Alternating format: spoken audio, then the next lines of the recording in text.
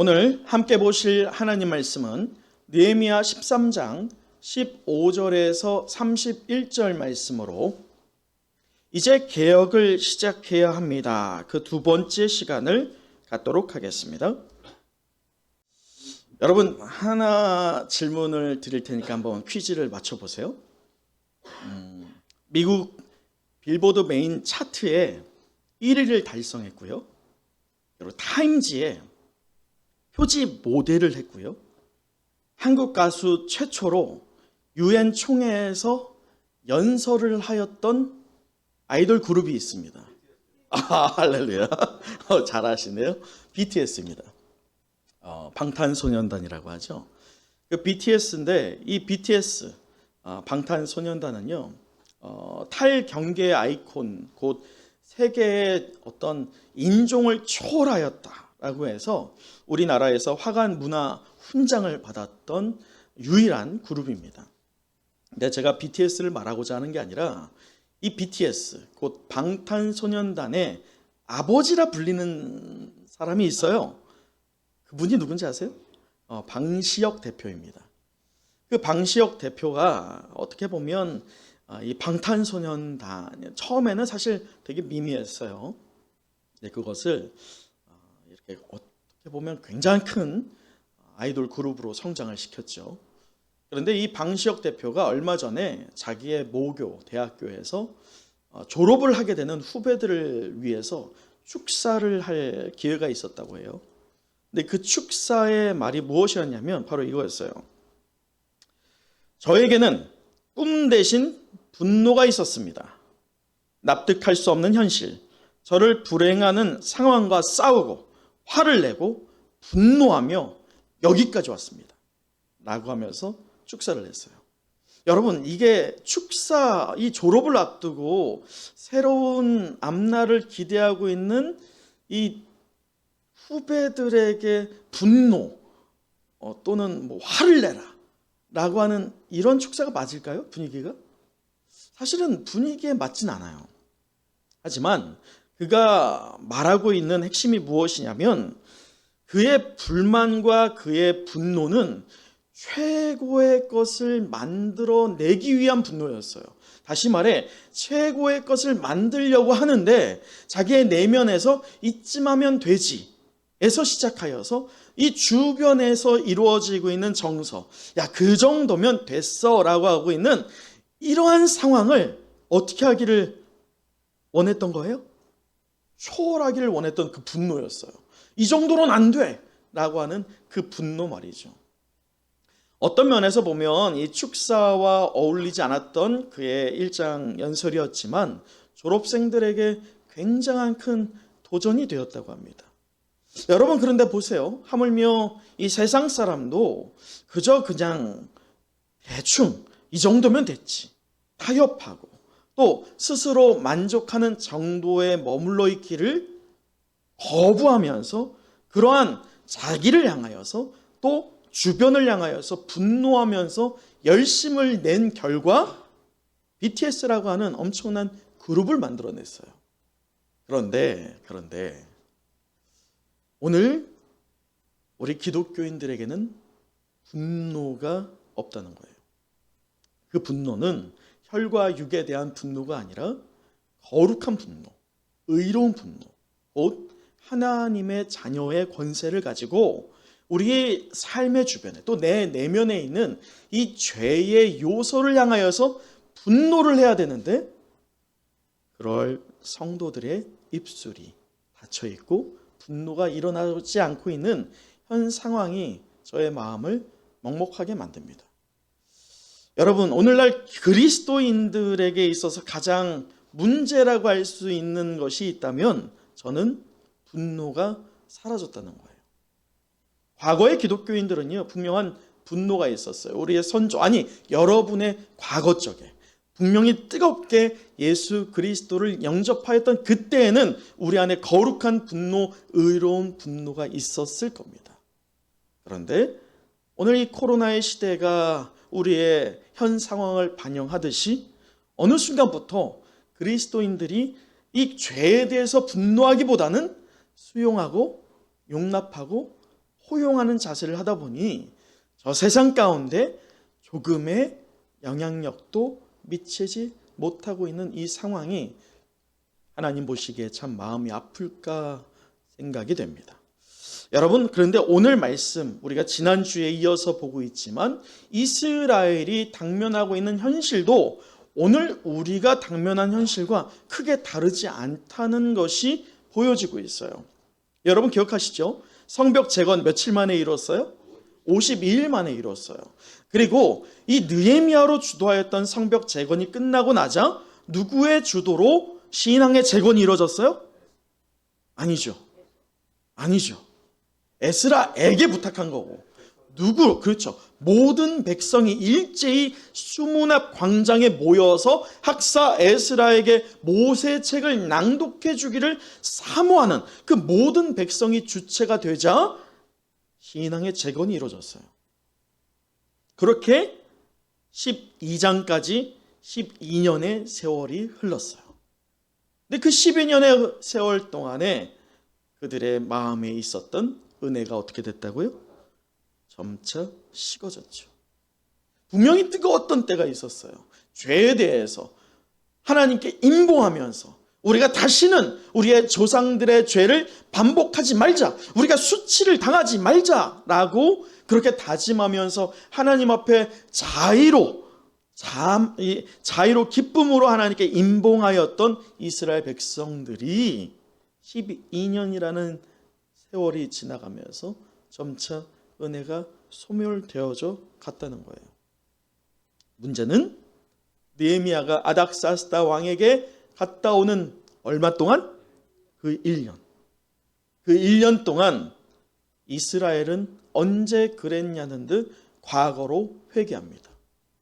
여러분, 그 느헤미야가 없었던 1년, 우리가 지난주에 말씀 나눴지만 에스라는 추정하기로는 그 12년의 기간 동안에 분명히 죽었을 것이라 예상이 됩니다. 왜냐하면 우리가 성벽 재건 이후에 신앙 재건한 사건, 에스라가 다시금 말씀으로 부흥을 일으켰던 그 사건 이후에 에스라는 등장하지 않기 때문이죠. 어떻게 보면 큰 리더십 되었던 느헤미야와 에스라가 없던 그 1년의 기간에 이스라엘 백성들은 하나님의 언약 백성의 관계에 그 모든 전반이 다 주저앉아 버렸어요.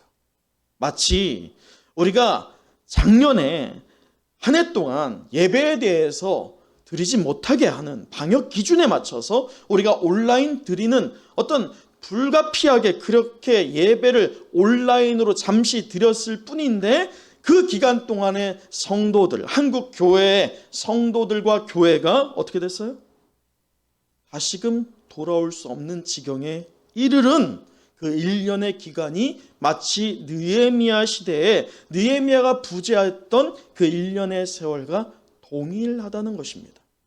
그런 의미에서 보자면 오늘 이 본문의 말씀 13장은 오늘 이 시대 우리가 이제 탈코로나를 맞이하면서 새로운 사역을 해나갈 때 다시 한번 우리 내면에 우리 공동체 우리 가정에 어떤 개혁을 일으켜야 할지에 대한 도전이 올 수 있다는 것이에요.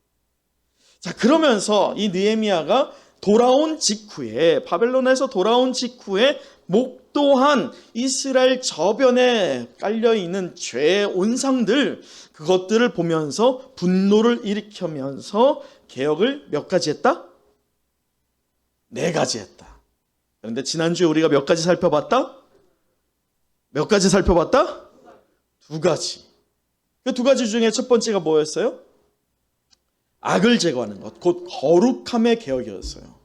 우리가 분명히 수치를 당하지 말자, 하나님의 언약 백성을 회복하자라고 했는데 왜 우리 안에 이 죄가 다시금 있을까라고 하면서 악을 제거하는, 다시 한번 거룩하기를 원하는 개혁이 이루어졌었습니다.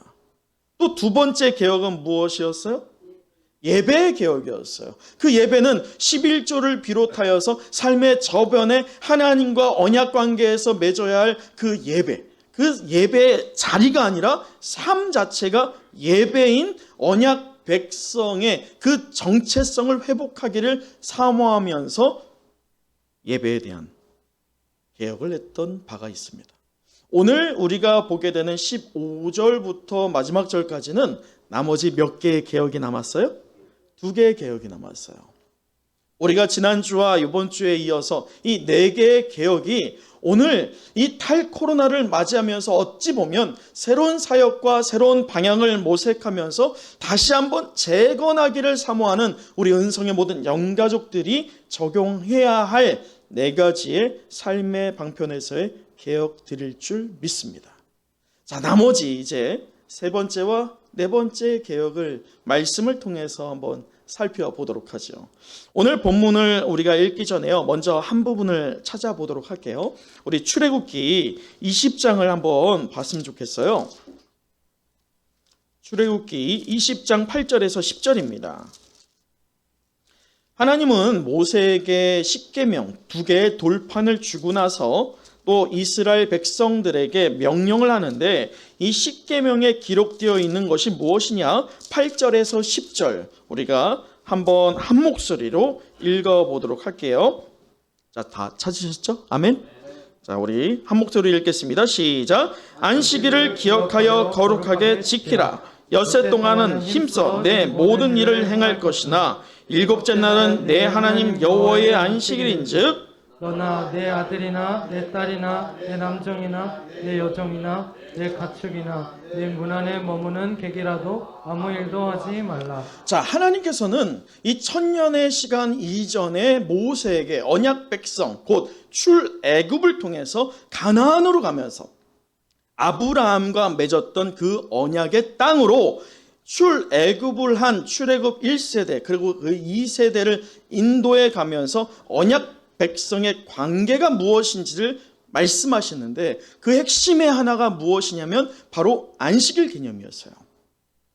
하나님께서는 출애굽 20장에서 말씀하시기를 안식일을 어떻게 지키라? 거룩하게 지키라. 여러분, 여기에서 이 거룩은 하나님의 속성이에요. 저와 여러분, 우리 인간이 다다를 수 있는 속성이 절대로 아닙니다. 우리가 아무리 거룩해지려고 해도 거룩할 수 없는 게 우리의 속성입니다. 왜? 우리의 내면엔 뭐가 있으니까? 죄가 있으니까. 거룩은 그렇게 하나님께서 허락할 때에 거룩한 거예요. 그래서 하나님께서는 레위기에도 말씀하시기를 내가 거룩하니 너희도 거룩하라, 이게 아니에요. 거룩하라라고 만약에 우리가 한글 성경이 그렇게 되어 있죠. 거룩하라라고 말하면 내가 거룩해질 수 있겠지라는 오해를 불러일으키게 됩니다. 그런데 그것을 원어적으로 해석하면 내가 거룩하니 너희가 거룩할지어다, 이거예요. 내가 거룩하니까 너희에게 거룩을 허락해 줄게, 이 언약을 맺어주신 하나님입니다. 근데 그 거룩의 하나님께서 안식일을 개정을 할 때에 안식일을 어떻게 지키라? 거룩하게 지키라. 거룩한 백성이 거룩하게 지켜야 할 날이 바로 나의 날, 무슨 날? 안식일이야. 그 얘기는 반대로 적용하면 거룩한 백성들이 이 안식일, 곧 하나님의 날을 거룩하게 지키지 않는다면 그들은 거룩한 백성이 아니다라는 말이 됩니다. 그래서 안식일을 거룩하게 지키느냐 아니냐, 이것이 어떤 면에서 보면 우리에게 적용해 봤을 때 이 안식일은 사실은 이제는 주일로 바뀌었죠. 우리 주님이 부활하신 이후부터는 우리는 주일로 받아들이고 있습니다. 그렇기에 이 3번째 느헤미야가 개혁하고 있는 그 3번째 개혁은 바로 안식일 개혁인데, 이 안식일 개혁은 우리에게 적용해 보면 주일 성수의 개혁입니다. 다시 말해서 주일 성수라고 할 때 그냥 주일날 하루 어떤 시간, 다시 말해 우리에게 적용해 보면 11시 15분부터 한 1시간 반 정도 예배 드리고 그냥 마치는 것, 이것이 주일 성수구나, 그것이 아니라는 거예요. 그것은 예배의 한 시간인 것이고, 주일 성수라고 하는 것은 하나님을 거룩한 백성 되는 내가 거룩한 하나님께 거룩함을 부여받은 것을 감사하면서 하나님을 묵상하고 하나님을 기뻐하며 하나님께 경배하는 그 온전한 시간, 하루를 구별하여서 누구에게 시선을 두는 시간? 하나님께 두는 시간, 그것이 주일 성수라는 거예요. 아멘.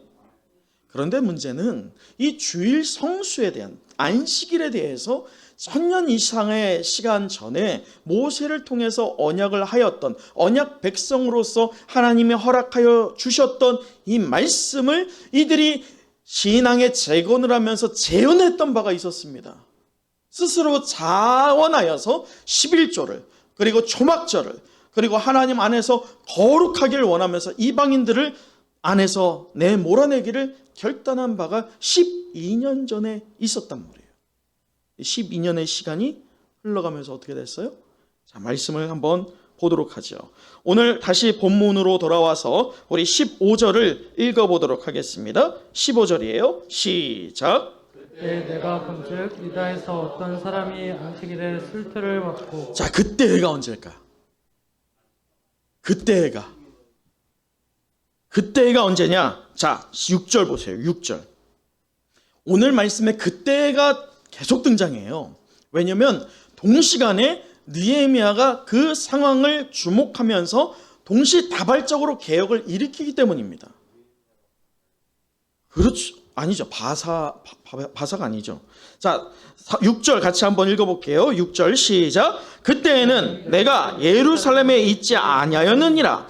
바벨론 왕 아닥사스다 왕 32년에 내가 왕에게 나아갔다가 며칠 후에 왕에게 말미를 청하고 라고 하죠. 이때에 느헤미야가 없던 때예요. 그리고 나서 연쇄적으로 느헤미야가 얘기하기를 뭐냐가 그 말씀에 보면 7절 예루살렘에 이르러서야까지가 맞습니다. 사실은 그때라고 하는 표현이 곧 그때에는 1년 동안 느헤미야가 아닥사스다 왕 앞에 나아갔다가 돌아온 직후에 무엇을 본 상황? 죄가 어저께란다. 지난주에 말씀했던 어떤 관성의 법칙? 죄의 관성의 법칙. 죄가 한번 톡 쳤을 때 그냥 가속도가 붙어서 움직여 버리는 우리의 죄의 가속의 법칙처럼 그 죄 가속의 법칙의 상황이 휩쓸고 있는 이스라엘 공동체의 상황을 보게 된 거예요. 그때가 바로 느헤미야가 말하고 있는 지금 15절의 그때입니다. 그때 느헤미야가 보았더니 어떤 일이 있느냐? 안식일 자체가 무너지고 있는 거예요. 15절 계속 읽어보면 이렇습니다. 어떤 사람이 안식일에 술투를 밟고 안식일에 무엇하라고 했어요? 거룩하게 지키라 라고 하면서 다시 한번 우리 출애굽기 20장 한번 보도록 할까요? 20장 말씀이 참 중요하기 때문이에요. 죄송하지만 우리 출애굽기 20장을 다시 한번 보도록 하죠. 자, 9절 제가 읽어드리면 이렇습니다. 엿새 동안은 힘써 내 모든 일을 행할 것이나 10절 일곱째 날은 내 하나님 여호와의 안식일인즉 일곱째 날 곧 안식일은 누구의 날이다? 하나님의 날이에요. 하나님이 주체되는 날이에요. 곧 11조 개념과 똑같습니다. 11조가 왜 우리에게 부담이 된다고 했어요? 내가 10개가 내 건데 하나를 하나님이 뺏어가는 느낌이 드니까 11조가 안 되는 거예요. 근데 11조를 자원하여서 할 수 있는 것이 어떤 개념이라고 했어요? 10개가 누구 거예요? 하나님 거예요. 하나님이 10개를 다 가지셔도 되는데 그 10개 중에 몇 개를 하나님이 가지신 거예요. 하나만 갖고 9개를 어떻게 하신다는 거예요? 우리에게 주신다는 거예요. 그러니까 그것이 감격이 되고 감사가 되는 것처럼 안식일도 나머지 6날만이 아니라 7 모든 날이 누구의 것이에요? 하나님 것이에요. 근데 하나님이 6날을 누구에게 주는 거예요? 우리에게 주는 거예요. 너의 필요를 위해서 너의 시간을 쓰라. 그러나 다만 하루는 누구의 날이다? 나의 날이다. 자, 그러면서 뭐라고 하느냐? 보세요. 너나 내 아들이나 내 딸이나 내 남종이나 내 여종이나 내 가축이나 내 문 안에 머무는 객이라도 무엇하지 말라? 아무 일도 하지 말라. 여러분, 여기서 아무 일도 하지 말라 이것을 오늘 우리가 비행기를 타고 슝 가서 저 이스라엘 사람들에게 가면 오늘날도요. 그 이스라엘 사람들은 이 성경도 있지만 뭐 탈무드라든지 그 밖에 이 이스라엘 사람들이 봐야 할 또 다른 경전들이 있습니다. 성경에 나와 있지 않지만 그 경전에는 아주 아이러니한 것들이 많이 기록되어 있어요. 뭐냐면 하루에 얼만큼 갈 수 있는지의 거리와 할 수 있는, 그러니까 주일날, 그러니까 안식일날을 말하는 거예요. 안식일날 갈 수 있는 거리와 할 수 있는 범위가 적혀 있어요. 그럴 때, 자, 엘리베이터를 오늘 여러분이 이스라엘에 갔을 때 이스라엘 사람들과 안식일에 만날 수 있어요. 왜냐하면 안식일에 갈 수 있는 거리가 있단 말이에요. 그런데 그 거리에서 이들이 하지 말아야 할 것들이 있어요.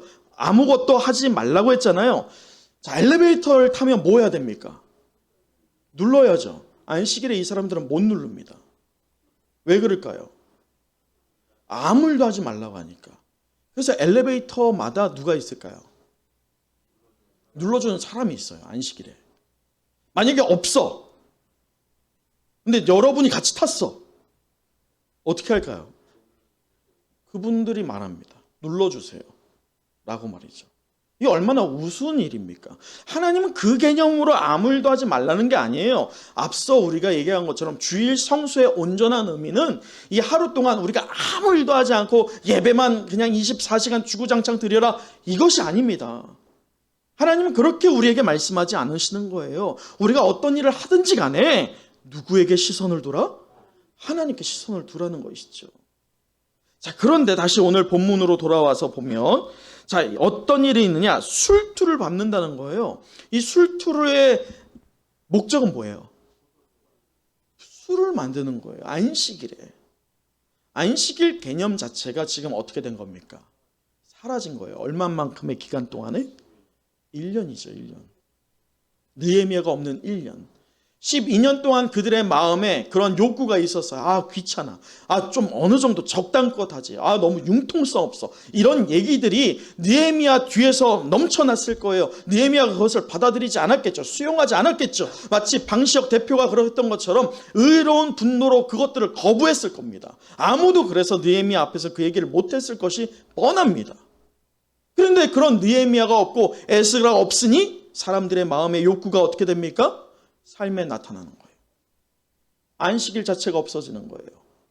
우리가 지난주에 본 것처럼 그러다 보니 하나님의 성전에 있어야 할 기구들을 빼내고 그 성전의 각 방마다 있었던 성물들을 다 빼내고 나서 그것을 하나로 합쳐서 큰 방을 만들어서 누구에게 줬어요?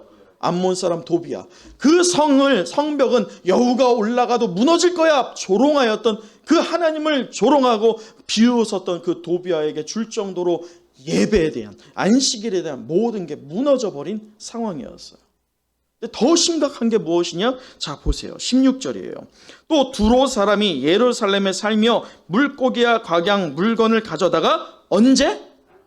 안식일에 예루살렘에서도 누구에게 팔아요? 여러분, 유다 백성이 이 안식일이 거룩하게 지켜야 되는데 왜 거룩하게 지켜야 된다고 했습니까?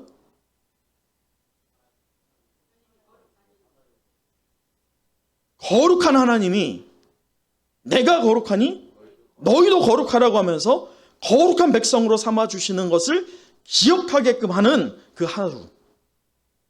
그 하루 동안 내가 하나님의 자녀구나, 하나님의 거룩이 내게 허락되었구나, 그것을 기념하기 위해서 제정한 그 하루, 곧 그 안식일을 통하여서 하나님께 나아가오기를 원했던 하나님이었어요. 근데 그러한 이스라엘 공동체 안에 이방인들이 지금 물건을 언제 팔고 있어요? 안식일에 팔고 있죠. 아마도 이 안식일에 최소한 그래도 신앙이라기보다는 양심이랄까? 또는 사람들의 이목이랄까? 이런 게 있다 보니 유다 사람들도 팔고 싶었지만 차마 팔지 못했겠죠. 이방인들이 대목을 맞아서 매 안식일마다 물건을 팔았을 거예요. 여기서 우리가 유추해 볼 수 있는 것은, 여러분, 왜 이방인들이 안식일에 물건을 팔았을까요? 우리가 수요와 공급의 그러한 개념에서 생각해 본다면 이 안식일에 팔 것들이 왜 넘쳐나고 있을까요? 이해가 되세요? 제 질문이? 왜 이방인들이 안식일에 물건을 팔 수 있냐 이거예요. 지금 공급이 왜 넘쳐나고 있냐 이거예요. 수요가 있기 때문이에요. 수요가 없으면, 마치 이스라엘 사람이 나는 이것을 살 수 없어 라고 거절한다면 그들이 팔겠어요? 아무도 안 사는데. 아니, 이스라엘 사람이라고 한다면 내가 거룩한 백성이고 이 성읍은 하나님의 하나님의 백성들이 하나님을 예배하는 성읍이다. 거룩한 성읍이다. 이 성읍 안에서 너 이방이나 어떻게 하나님의 안식일을 이렇게 거룩하게 지키지 못하느냐? 너희도 거룩하게 지키기 위하여서 이 성에 있어라 라고 말할 수 있어야 되는데, 그러한 이스라엘 백성이 오히려 지금 무엇을 하고 있어요? 물건을 사고 있다는 거예요. 방조하고 있어요. 방조는 또 다른 개념에서는 동의입니다. 다시 말해 이방인은 몰라서, 이 안식일 개념을 몰라서 그랬다 치더라도 지금 유다 사람들은 안식일을 완전히 소멸되었다는 거예요. 여러분, 이런 심각한 위기에서 느헤미야는 17절을 얘기합니다. 우리 17절도 읽어보도록 하죠. 17절 시작. 내가 유다의 모든 귀인들을 꾸짖어 그들에게 이르기를 너희가 어찌 이 악을 행하여 안식일을 범하느냐. 여러분, 귀인들 왜 꾸짖었을 것 같으세요? 왜 귀인일까요? 왜 귀인이라고 표현했을까요? 귀인이라고 하면 어떤 이미지가 떠오르세요? 귀족, 돈이 많은 자들. 그러면 이들을 왜 이방인들이 예루살렘 안에서 물건을 팔고 있는 이 상황을 두고 그 이방인들을 꾸짖지 않고 지금 귀인들을 꾸짖고 있을까요? 성경을 잘 봐야 돼요. 왜 그럴지를. 왜 그럴까요? 이 귀인들이 뒷돈을 챙겨 먹고 있는 거예요. 방조하고 동의하고 그것을 더 상골하게 하는 그런 일들을 누가 하고 있어요? 귀인들, 곧 이스라엘의 지도자들이 하고 있다는 거예요. 그래서 느헤미야는 그들을 엄하게 꾸짖습니다. 안식일 제정을 하게 되는 거예요. 개혁을 하는 것입니다. 여러분, 이처럼 우리도 주일 성수의 개혁이 있어야 됩니다. 왜 하나님이 이 안식일, 곧 주일을 거룩하게 지키기를 원하느냐? 온전한 주일 성수는 거룩과 연결되어 있기 때문입니다. 거룩은 하나님의 자녀된 백성이 소유할 수 있는 권한입니다. 세상 사람은 절대로 거룩할 수 없어요. 우리가 또한 예배를 떠나서는 절대로 거룩할 수가 없습니다. 우리의 상황, 우리의 삶이 여전히 지속되고 있는 저 세상에서는 거룩함을 발견할 수 없다는 거예요. 저 세상과 완전히 차단을 하고 결별을 하고 단 하루 동안만이라도 하나님의 전에 나와서 우리가 하나님을, 거룩한 하나님을 마주하면서 내 안에 그 거룩함의 요소를 재발견하고 다시금 저 죄악이 솟고 있는 세상 가운데 담대하게 나아가기를 위하여서 우리에게 주일 성수가 필요한 것일 줄 믿습니다. 그런데 주일 성수가 온전히 이루어지지 않고 다만 그냥 주일의 예배가 형식적으로 예배의 시간으로만 우리가 주일 성수라고 한다면 어떻게 세상을 바꿀 수 있겠어요? 여러분, 잘 생각해 보세요. 주님은 우리에게 저 세상에 무엇과 무엇이 되라고 했어요? 빛과 소금. 왜 빛과 소금이 되라고 한 겁니까? 저 세상을 무엇하라고? 변화시키라고. 여러분, 지금 세상이 여러분 때문에 변화됩니까? 네. 우리 한국 교회로 인해서 세상이 지금 변화되고 있어요? 잘 생각해 보세요. 왜 변화가 안 될까? 우리가 거룩하지 않아서예요. 저 세상과 달라야 됩니다. 구별이 돼야 돼요. 누가 봐도 저 사람은 뭔가 다른데? 나하고는 다른데? 그게 있어야 됩니다. 그게 주일 성수예요. 예배를 드리는 게 주일 성수가 아니라는 거예요. 삶 자체에서 거룩함을 회복하는 것이 바로 주일 성수입니다. 사랑하는 성도 여러분, 주일은요, 죄송해요, 제가 흥분했어. 거룩한 분노가 일어나고 있어요. 여러분, 이 시대에는요, 이 주일 예배는 정말 기쁘고 하나님 안에서 즐거움이 넘쳐야 하는 예배여야 할 줄 믿습니다.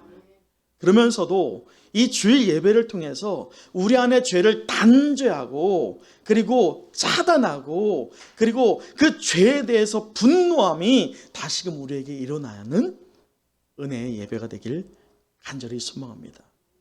그 개혁이 우리 안에 일어날 때에요, 우리는 분명하게 말씀처럼 세상이 감당하지 못할 하나님의 거룩한 언약 백성 될 줄 믿습니다. 오늘 이 느헤미야는 그것을 발견한 거예요. 그처럼 이 죄에 대해서 거룩한 분노, 의로운 분노를 일으키는 여러분, 이 시대의 느헤미야 되시길 간절히 축복합니다. 그리고 이어서 우리 23절을 한번 보도록 하죠. 23절을 보면 또다시 뭐라고 나오고 있어요? 그때에 라고 나오고 있어요. 동시간에 느헤미야 눈에 또 하나의 이 타락의 문제, 죄의 문제가 또 보여집니다. 자, 말씀을 보면 이렇습니다. 그때에 내가 또 본즉 유다 사람이 아스돗과 암몬과 모압 여인을 맞아 아내로 삼았는데 라고 하죠.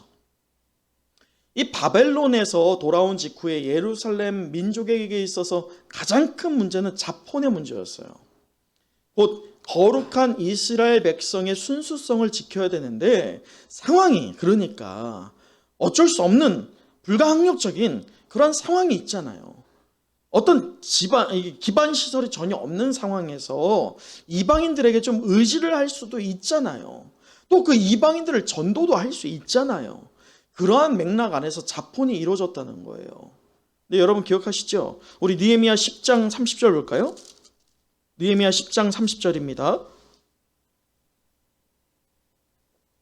이 느헤미야 10장은 임봉한 느헤미야를 비롯하여서 우리가 이전에 본 것처럼 이 백성의 지도자들이 하나님께 신앙의 재건을 이루면서 자원하는 마음으로 임봉하고 모든 백성이 그것에 동의를 했었던 바가 있어요. 근데 30절 우리 같이 한번 읽어볼게요. 시작. 우리의 딸들을 이 땅 백성에게 주지 아니하고 우리 아들들을 위하여 그들의 딸들을 데려오지 아니하며. 지금 하나님이 명령하고 있습니까? 너희는 이라고 하고 있어요. 지금 뭐라고 하고 있어요? 우리는 곧 나는 이라고 하면서 스스로 자원하여서 하나님께 서원하였던 자들이었어요. 작정하였던 바가 있었습니다. 12년이 지나면서 어떻게 되고 있어요? 그 문제가 더 불거지고 있어요. 자, 보세요. 말씀에서 오늘 본문의 24절 다시 와서 보면 그들의 자녀가 아스돗 방언을 절반쯤은 하여도 유다 방언은 못하니 그 하는 말이 각 족속의 방언이다.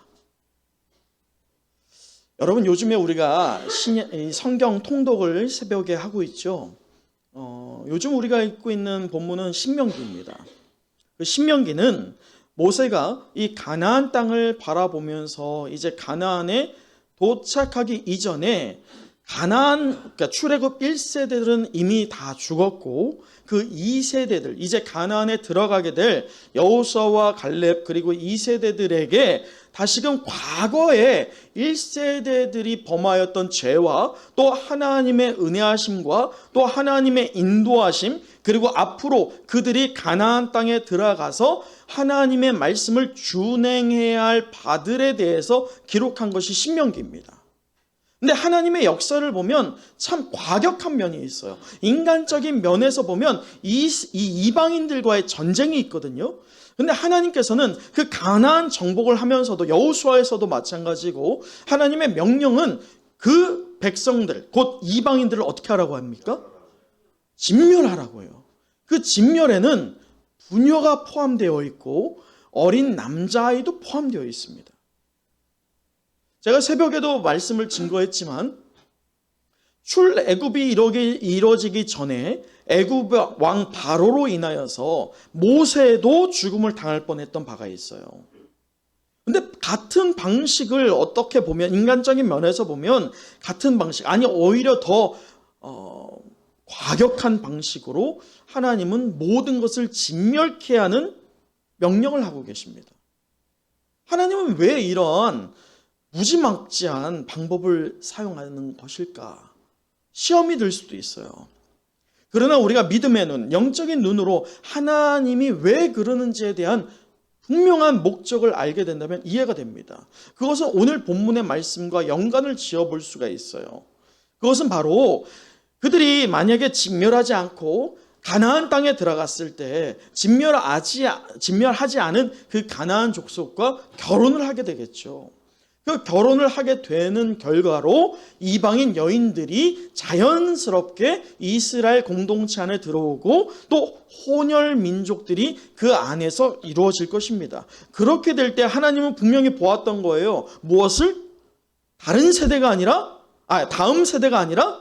다른 세대가 이루어질 것이라는 것을 알았던 거예요. 그래서 하나님은 그것을 주의하면서 진멸을 요구하셨습니다. 여호수아를 우리가 이제 앞으로 보겠지만 여호수아에서 어떻게 됩니까? 진멸하나요? 안 합니다. 진멸을 할 수 있었어요. 안 합니다. 진멸하지 않은 대가가 분명히 큽니다. 사사기를 보면 사사기는 암흑의 시기라고 할 수 있어요. 구약 역사에서 암흑의 시기는 사사기의 때인데 하나님의 음성이 희귀한 때가 되죠. 그때에 하나님이 왜 희귀한 때가 되고 또 이스라엘 백성이 하나님을 모르는 세대처럼 다른 세대로 살아가는데 그 가장 큰 이유가 무엇입니까? 이방인들과의 자폰이었어요. 진멸을 하라고 하는 것을 하지 않았기 때문이죠. 여러분, 그런데 오늘 말씀을 보면 이것을 지금 느헤미야 혼자만 꿰뚫어 보고 있어요. 하나님의 의지를 말이죠. 그러다 보니 느헤미야가 이전에 볼 수 없었던 모양으로 분노를 표출합니다. 그 분노가 굉장히 과격합니다. 마치 하나님이 과격하였던 모습을 보여주었던 것처럼 이전에 느헤미야가 보여주지 않았던 과격함이 오늘 본문에서 드러나는데 25절 함께 읽어보도록 하죠. 25절입니다. 시작. 내가 그들을 책망하고 저주하며 그들 중 몇 사람을 때리고 그들의 머리털을 뽑고 이르되 너희는 너희 딸들을 그들의 아들들에게 주지 말고 너희 아들들이나 너희를 위하여 그들의 딸을 데려오지 아니하겠다고 하나님을 가리켜 맹세하라 하고. 여러분 보세요. 느헤미야가 이때까지 누군가를 때린 적이 있어요? 때린 것만이 아니라 지금 뭐 했다고 하고 있어요? 머리를 잡고 있어요. 과격합니다. 느헤미야가 이때까지 보여준, 느헤미야는 어떤 사람이었어요? 수식어가 항상 있었잖아요. 기도의 사람 느헤미야였어요. 무엇을 하든지 기도했던 느헤미야였습니다. 그런데 이때까지 분노의 부분이 분명히 어느 정도 표출이 된 바가 있었지만 이 정도로 분노가 나왔던 적은 없어요. 그 얘기는 지금 느헤미야가 이 정도로 과격하게 분노할 정도로 이 마지막 네 번째의 죄가 심각하다는 것이에요. 그 마지막 네 번째가 누구에 대한 거기 때문에? 다음 세대에 대한 것이기 때문에. 마지막 네 번째 개혁은 그래서 다음 세대를 세우는 개혁이었어요. 다른 세대가 아니라 다음 세대가 자라야 된다 라고 하는 개혁을 단행을 한 것이죠. 자, 그 결과 27절 너희가 이방 여인을 아내로 맞아 이 모든 무엇을 행했어요? 큰 악이에요. 큰 악을 행했다고 느헤미야가 외칩니다. 그리고 우리 하나님께 범죄하는 것을 우리가 어떻게 하겠다? 용납하겠느냐. 죄에 대한 분노예요. 그것을 수용할 수 없다는 강력한 의지입니다. 이 의지는 혈과 육에 대한 의지가 아니었어요. 하나님의 거룩함을 입은 거룩한 백성이 당연히 보여야 할 거룩한 분노였던 것입니다. 사랑하는 성도 여러분, 여러분의 자녀들의 현재의 영적 상태는 어떠하십니까? 지금이라도 우리에게 이 새로운 사역과 다시 한번 재개를 하고 회복해야 할 이 상황 가운데 우리가 가장 주력해야 할 개혁은요, 우리 다음 세대를 만들어가는 것입니다. 우리의 자녀들에게 신앙의 유산을 물려줘서 그들의 식어진 신앙이 다시 한번 회복되고 그리고 그들이 상실한 거룩함을 다시 한번 소유하는 역사가 여러분 통해서 일어나게 될 줄 믿습니다. 그러기 위해선 여러분의 시간과 재정과 관계와 그 밖의 삶의 영역에 빈틈이 있는지 없는지를 점검해야 합니다. 그래서 우리가 생명의 삶과 확신의 삶 이 두 가지를 현재 개설하는 거예요. 3월 달에 개강하는 이유가 바로 이것입니다. 나는 혼자는 볼 수 없으니까. 본다 해도 내로남불처럼 나에게는 너그러우니까. 하나님의 말씀이 우리의 기준이 되길 원합니다. 여러분, 교회에서 중직자를 세울 때에도요, 중직자가 훈련되지 않으면 훈련이 없는 중직자는 결국 교회를 혼란케 합니다. 자기가 드러납니다. 또한 훈련이 멈춰진 이전 세대는 다음 세대에게 절대로 선한 영향력을 미칠 수가 없습니다. 훈련받는 여러분, 훈련은 고생입니다. 그러나 그 고생은 여러분의 신앙을 분명히 성장시킬 줄 믿습니다. 여러분, 근데 그건 알아주셔야 돼요. 여러분, 교육받는 여러분도 훈련 받을 때 힘들죠? 여러분이 힘든 것보다도 가르치는 제가 어떨까요? 훨씬 힘들어요. 준비를 해야 되고 기도로 준비하는 그 과정이 녹록지 않습니다. 그러기에 여러분에게 제가 다짐합니다. 제가 먼저 이 시대에서, 우리 교회에서 이 시대가 필요한 느헤미야가 되보겠어요. 저만 되면 될까요? 여러분도 그래야죠. 우리가 다 이 시대가 필요하는 거룩한 분노, 의로운 분노로 거룩함을 회복하기를 사모하며, 또 여러분 개인에서 시작하여서 여러분의 가정과 또 우리 교회가 이 지역사회와, 아니 오늘 이 땅 가운데 거룩한 백성으로서 온전히 회복되는 은혜가 우리의 개혁 가운데 꽃으로 피게 될 줄 믿습니다. 여러분, 말씀을 마치겠습니다. 오늘 이제 개혁을 시작해야 합니다. 그 두 번째 시간을 가졌어요. 우리 마지막으로 31절 함께 읽어보도록 하죠. 31절입니다. 시작. 또 정한 기한에 나무와 처음 익은 것을 드리게 하였사오니 내 하나님이여 나를 기억하사 복을 주옵소서. 여러분, 13장에서요 느헤미야는 14절 보세요. 나를 기억하옵소서 라고 기도하였고요, 22절에 보면 또 이 일도 기억하시옵소서 라고 하였으며, 29절에 보면 또 그들을 기억하옵소서 라고 한 이후에 마지막 31절에 내 하나님이여 나를 무엇하소서? 기억하소서를 사모합니다. 이러한 그의 기도는 하나님께서 기억하실 만한 이 아름다운 일들을 행하고 있는 내가 하나님의 거룩한 백성임을 잊지 말아달라고 하는 간구입니다. 얼마나 그가 외로웠겠어요. 흔들리지 않기를 사모하며 하나님께 간구함으로 엎드려지는 이 느헤미야의 기도가 오늘 저와 여러분의 입술에 고백이 되기를 간절히 소망합니다. 여러분, 이 시간 한번 눈을 감아 보도록 하시죠. 오늘 이 느헤미야는요 외로운 싸움을 하고 있어요. 이스라엘 공동체 안에 한 명도 이 죄가 만연된 상황을 목도하면서도 누구도 나서지 않고, 아니 오히려 그 죄의 흐름을 수용하고 포용하고 용납하고 있습니다. 그런데 오늘 느헤미야는요 닫힌 결말이 아니라 열린 결말로 마무리를 짓고 있습니다. 왜냐? 우리에게도 하나님이 동일한 것을 요구하기 때문입니다. 여러분, 이 시간 묵상하면서 하나님, 우리가 신약 교회가 회복해야 하는 그 역사가 이제 내게서, 우리의 가정에서, 우리 교회에서 시작되기를 사모합니다. 라는 결단이 여러분 안에 일어나길 원합니다. 느헤미야서는 우리가 비록 끝마치지만 여러분의 삶에서 더욱 뜨겁게 역사하시는 하나님의 은혜와 거룩이 날로 날로 더해지기를 간절히 사모하는 여러분 되시길 원합니다.